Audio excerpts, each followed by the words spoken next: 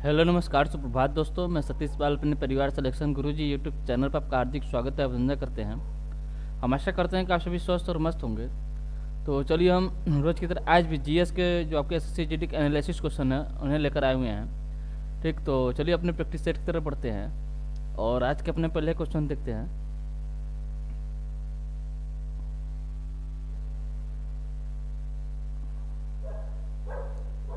और आज का हमारा पहला क्वेश्चन दिया है कि भारत की संविधान सभा का गठन डैश में हुआ था। ऑप्शन दिया आपका 1947, ऑप्शन बी दिया 1948, ऑप्शन सी दिया आपका 1946 और ऑप्शन डी दिया 1945। ऑप्शन डी क्या दिया 1945। ठीक है, अगर हम बात करें संविधान सभा की तो 1946 के कैबिनेट मिशन योजना के तहत पहली बार संविधान सभा का प्रस्ताव रखा गया। अगर बात करें संविधान सभा का गठन कब हुआ तो हुआ था आपको 6 दिसंबर 1946 को। 6 दिसंबर 1946 को 6 दिसंबर 1946 संविधान सभा का गठन होता है।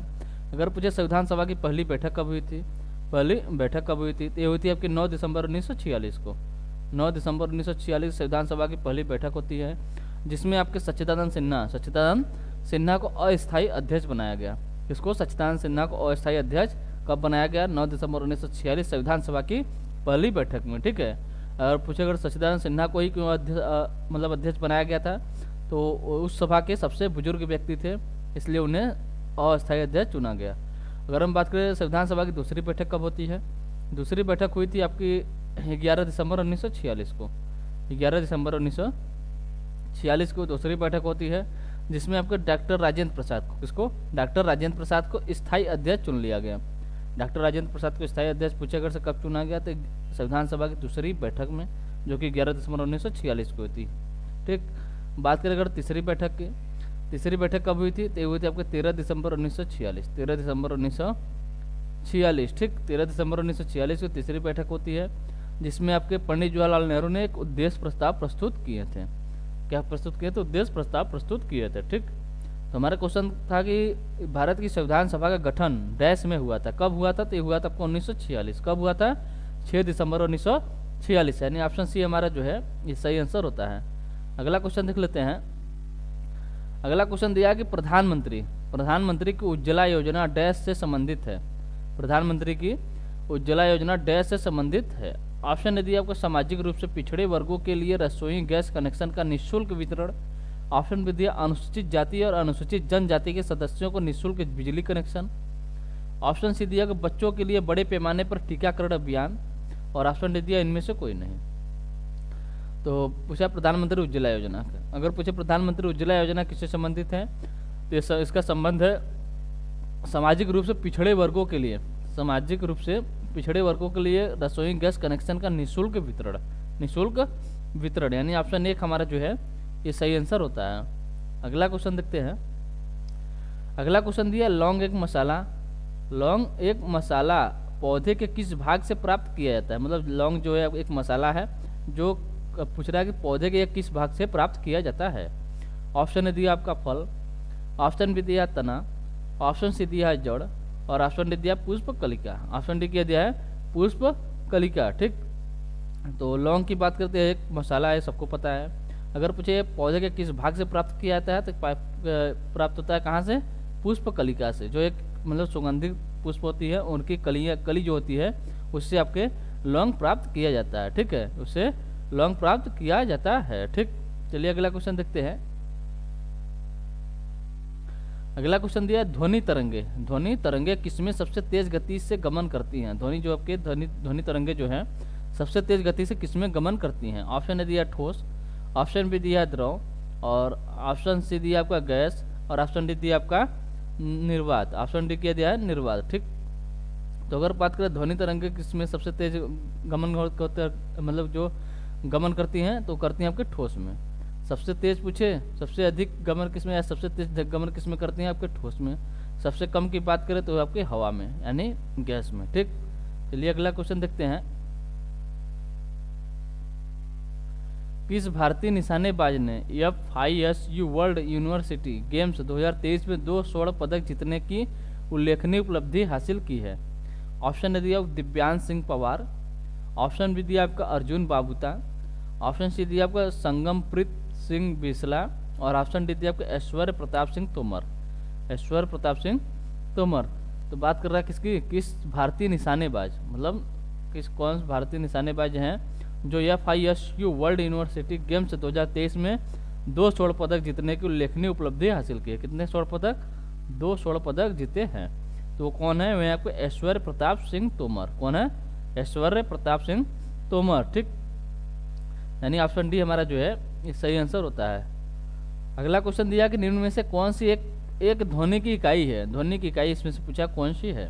ऑप्शन ए दिया कैलोरी, ऑप्शन बी दिया आपका डेसिबल, ऑप्शन सी दिया आपका एम्पियर, और ऑप्शन डी दिया आपका वोल्ट। ऑप्शन डी क्या दिया है, वोल्ट। ठीक, तो किसकी बात कर रहा है, ध्वनि की इकाई अगर पूछे इसमें से कौन सी है तो आपका डेसिबल है। क्या है, ध्वनि की इकाई क्या है, डेसिबल। ठीक, यानी ऑप्शन बी हमारा जो है ये सही आंसर होता है।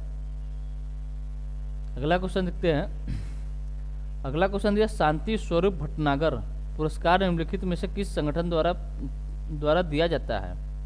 ऑप्शन ए दिया है ICMR, ऑप्शन बी दिया DRDO, ऑप्शन सी दिया है इसरो, और ऑप्शन डी दिया आपका CSIR। ठीक, अगर हम बात करें शांति स्वरूप भटनागर पुरस्कार अगर पूछे किस संगठन द्वारा दिया जाता है तो ये दिया जाता है आपके CSIR एक संगठन है जिसके द्वारा कौन सा पुरस्कार दिया जाता है, शांति स्वरूप भटनागर पुरस्कार। यानी ऑप्शन डी हमारा जो है ये सही आंसर होता है। ठीक, ये अगर पूछे किस क्षेत्र में दिया जाता है तो आपके विज्ञान के क्षेत्र में दिया जाता है। अगला क्वेश्चन दिया कि मोडसे भारत के किस राज्य की नृत्य शैली है। मोडसे जो है आपकी भारत के किस राज्य की नृत्य शैली है। ऑप्शन ए दिया आपका मणिपुर, ऑप्शन बी दिया आपका नागालैंड, ऑप्शन सी दिया आपका त्रिपुरा, और ऑप्शन डी दिया आपका असम। ऑप्शन डी क्या दिया है, असम। ठीक, तो अगर बात करें मोडसे, किसकी बात है, अगर पूछे मोडसे किस राज्य की नृत्य शैली है तो ये आपके नागालैंड की है। कहाँ की है, नागालैंड की। यानी ऑप्शन बी हमारा जो है ये सही आंसर होता है। ऑप्शन बी हमारा जो है सही आंसर होता है। अगला क्वेश्चन देखते हैं। अगला क्वेश्चन दिया विकास के प्रमुख संकेतकों के लिए निगरानी योग्य लक्ष्य निर्धारित करने की प्रणाली किस पंचवर्षीय योजना से शुरू की गई है। किस पंचवर्षीय योजना से शुरू की गई थी। ऑप्शन दिया होगा 8वीं पंचवर्षीय योजना, ऑप्शन बी दिया 9वीं पंचवर्षीय योजना, ऑप्शन सी दिया आपको 10वीं पंचवर्षीय योजना, और ऑप्शन डी दिया आपको 11वीं पंचवर्षीय योजना। तो अगर पूछे विकास के प्रमुख संकेतकों के लिए निगरानी योग्य लक्ष्य निर्धारित करने की प्रणाली किस पंचवर्षीय योजना से शुरू की गई थी, यह की गई थी आपकी 10वीं पंचवर्षीय योजना से। कहाँ से, 10वीं पंचवर्षीय योजना। एक अगर पूछे 10वीं पंचवर्षीय योजना कब से कब तक चला था, ये चला था 2002 से 2007 तक। अगर पूछे पहली पंचवर्षीय योजना कब से कब तक थी तो थी आपके 1951 से लेकर 1956 तक पहली पंचवर्षीय योजना शुरू की गई थी। ठीक, अगला क्वेश्चन देखते हैं। अगला क्वेश्चन दिया जब संसाधनों की वृद्धि होती है तो एक अवतल उत्पादन संभावना वक्र होगा, सीधा होगा, उत्तल होगा, दाहिनी ओर शिफ्ट होगा या बाईं ओर शिफ्ट होगा। ठीक, तो जब संसाधनों की वृद्धि होती है, जब संसाधन की वृद्धि होती है तो एक अवतल उत्पादन संभावना वक्र कैसा होगा, तो होगा आपका दाहिनी ओर शिफ्ट होगा। कैसा होगा, दाहिनी ओर वो शिफ्ट होगा। यानी ठीक, यानी ऑप्शन सी हमारा जो है ये सही आंसर होता है। अगला क्वेश्चन देखते हैं।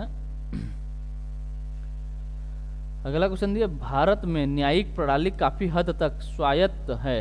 न्यायपालिका को भारत के संविधान में दिए गए मौलिक अधिकारों की रक्षा के लिए अनुच्छेद 32 और डैश के तहत अपनी शक्तियों का उपयोग करना चाहिए। मतलब अनुच्छेद 32 और किस अनुच्छेद के तहत अपनी शक्तियों का प्रयोग करना चाहिए। ठीक, तो ऑप्शन ए दिया आपका अनुच्छेद 11, ऑप्शन बी दिया है 12, ऑप्शन सी दिया है 13, और ऑप्शन डी दिया है 10। ऑप्शन डी क्या दिया है 10। ठीक, तो भारत में न्यायिक प्रणाली काफ़ी हद तक स्वायत्त है।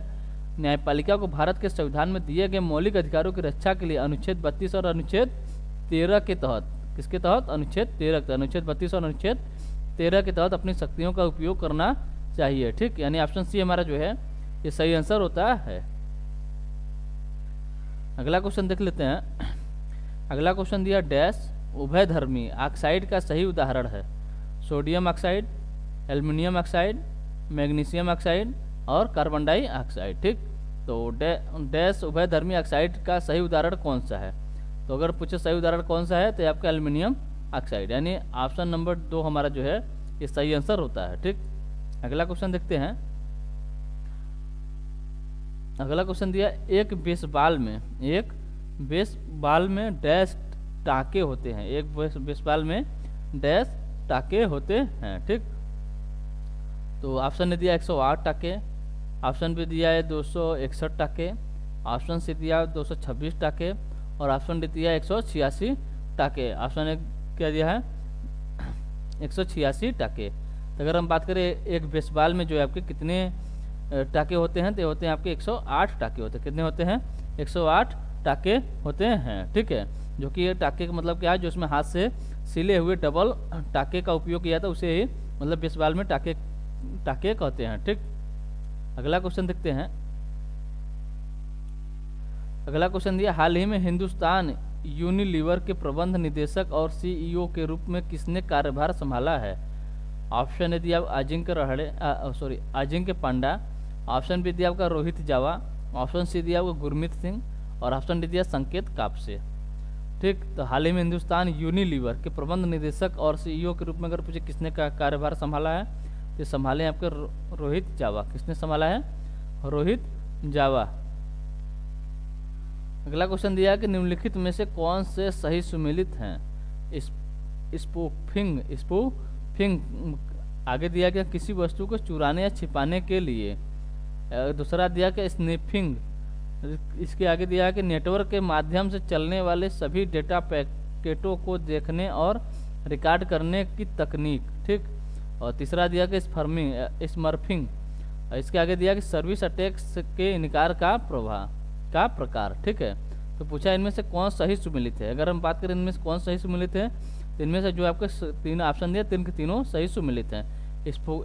स्पूफिंग पूछे क्या होता है, तो होता है कि किसी वस्तु को चुराने या छिपाने के लिए होता है।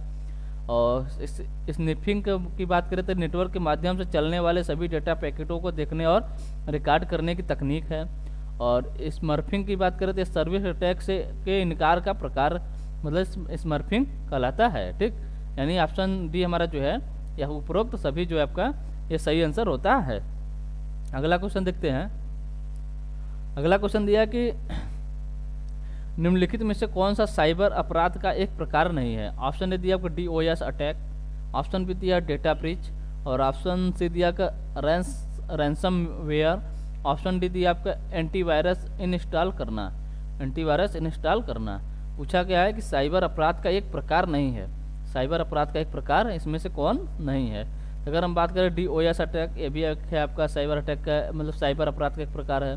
डेटा ब्रीच भी है और रैंसमवेयर भी है, लेकिन एंटीवायरस इंस्टॉल करना ये आपका साइबर अपराध का एक प्रकार नहीं है। यानी ऑप्शन डी हमारा जो है ये सही आंसर होता है। अगला क्वेश्चन देखते हैं।